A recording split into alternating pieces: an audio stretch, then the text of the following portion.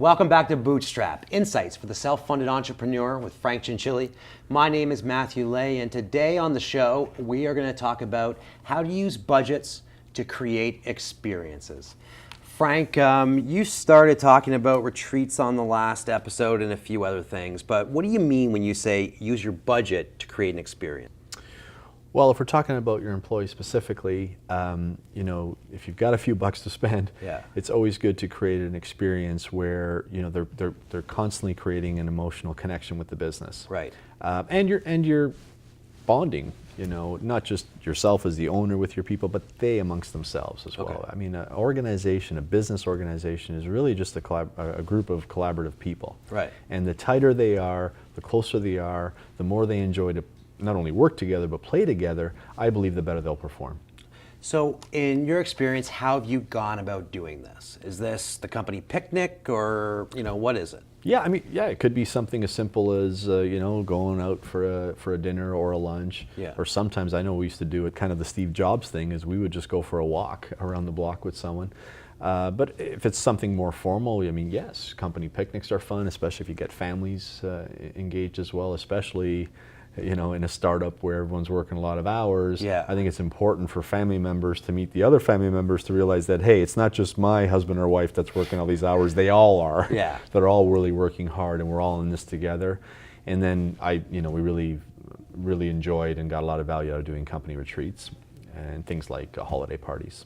Company retreat means they leave their family generally, right? And Correct. It means that usually on the retreat you've got a bit of a overnight experience that's there. And we just got back from one, we've been doing it for a long time. What's the value of that side of getting them away that way, or even asking them to to stay overnight and be away from their families? I think something changes when you get out, especially if you're able to get out even in nature, right? Where you're away from a boardroom environment. Yeah. I know a lot of people like to do those types of things in boardroom. They don't have quite the same effect because it's not only what's happening in the room, but it's on breaks. Yeah. It's when we're breaking for meals, especially something powerful happens when people are breaking bread together and chatting and really. Because then it's not all about business. Now you're talking about each other's families, their interests, their hobbies, and they're connecting at a whole other level. And the overnight, same thing. There's just something about even rooming with someone. I remember in our first retreats we had bunk beds and we had almost dorm environment, which is really a powerful way to create unity amongst the team. Right.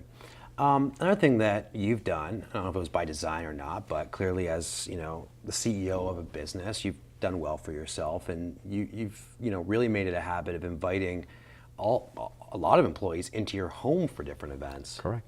Why would you have us there? Why would you invite people over to your house that way? It's almost like the concept of open book versus closed book, and some entrepreneurs say, oh, God, especially when you become successful and you have a nice home and all that, we don't want them to see that. No, I do want to see homes. I like when we're all my associates and we know each other's families and the kids become friends because there's a certain level of intimacy there. And often people say, well, it's a business, it's not a family. Well, yeah, but it kind of does emulate a family. You are spending a lot of time with people you work with. Yeah. So, and I'm just a firm believer that the closer people are, the more they definitely respect each other, but even if they get a chance where they like each other, or at least understand their backgrounds, what their families are like, that I just believe that they're going to be just unified and we're going to perform better. Yeah. And it just makes it more fun. Yeah, and going back to Bootstrap, it's even more cost effective than taking them out to a that's baseball game or or whatever it might be. Absolutely. On the other side, at some point, you've got customers or you're trying to attract customers. Does this still apply the experience method for customer events or customer engagement? It does. I know in the early stages of Enunciate, we didn't have a budget to go and have a big fancy event or a golf tournament. You never had a golf tournament. No, we've never had a golf tournament actually. So we came up with an idea, for example, we called it Calling on Liberty, which was basically we got a raw office space that the landlord graciously allowed us to use. Yeah. And we got a bunch of artists in the area to come and put their art up, which made it a great cultural experience for our customers. All of our employees, were there passing out hors d'oeuvres. Actually, even that, we had some of the restaurants in the area donate That's the right. food because they were trying to market their services. So basically, we did 3 of them, and we had in excess of 1,000 people at each one of them, and it basically cost us nothing. Right. In fact, I think by the end you were cutting checks to charities as a result. Yes, as a fact, correct. We actually even raised money at these events, and so our clients were different charities and non-for-profits. Ended up with a nice donation at the end of the evening.